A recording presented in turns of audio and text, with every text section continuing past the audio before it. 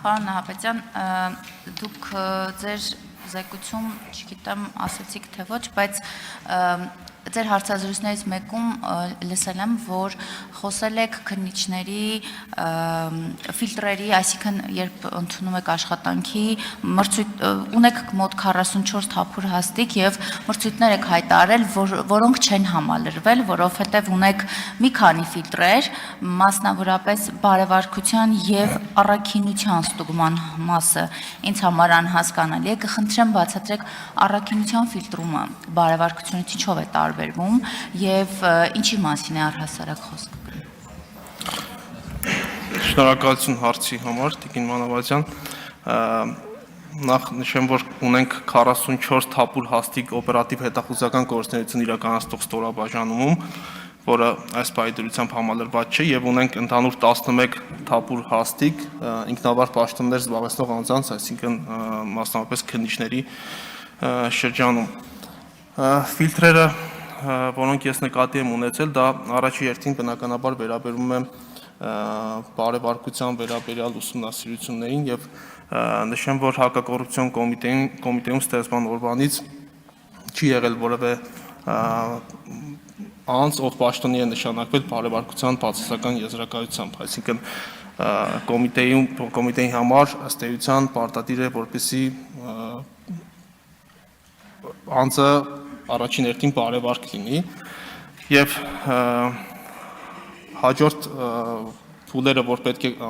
տեխնացուն անցնի, դա նաեւ որոշակի կերավոր քննությունը հաղթահարելն է, այնուհետեւ նաեւ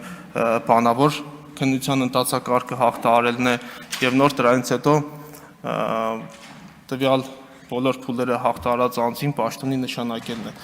Ընդհանուր առմամբ, ինչպես գիտենք, բարեվարկության եզրակացություն ունի խորհրդատվական բնույթ բոլոր կառույցների համար, բայց հակակոռուպցիոն կոմիտեն կարևորում է կադրերի բարեվարկությունը։ Ինչ վերաբերում է առաքինությանը, ձեր կողմից նշած, ապա այն ոչ թե տեխնացուին ընդունելու համար նախատեսված ընթացակարգ է, ինստիտուտ է, այլ Հայաստանի Հանրապետության հակակոռուպցիոն կոմիտեով նախատեսված, կոմիտեի մասին օրենքով նախատեսված որոշակի ընթացակարգը, որը ստուգում է արդեն իսկ պաշտոնի նշանակված անձանց առաքինությունը, այսինքն թե ինչքանով են նշված անձինք իրականում իրենց աշխատանքում բարեվարկ, կարգապահ եւ անհանդուրժող կոռուպցիայի առանցին դրսևորումների նկատմամբ, այսինքն ինքը ընթացակարգ է, որը թույլ է տալիս ստուգել հակակոռուպցիոն կոմիտեի ծառայողին,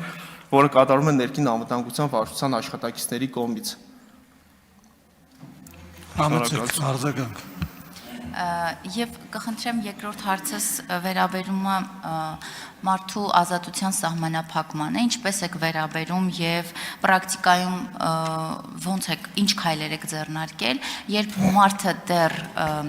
կամ պաշտոնատար անձը դեռ կասկածյալ է, այսինքն իր մեղավորությունը դեռ չի ճանաչվել եւ սանկցիա է կիրառվում անընդմեջ կալանքի հետ կապված։ Վերջում երբ պարզվում է, որ տվյալ անձնավորությունը որևէ իր մեղավորությունը, այսինքն չի ապացուցվում, ապացուցելի չի, բայց ինքը կրել է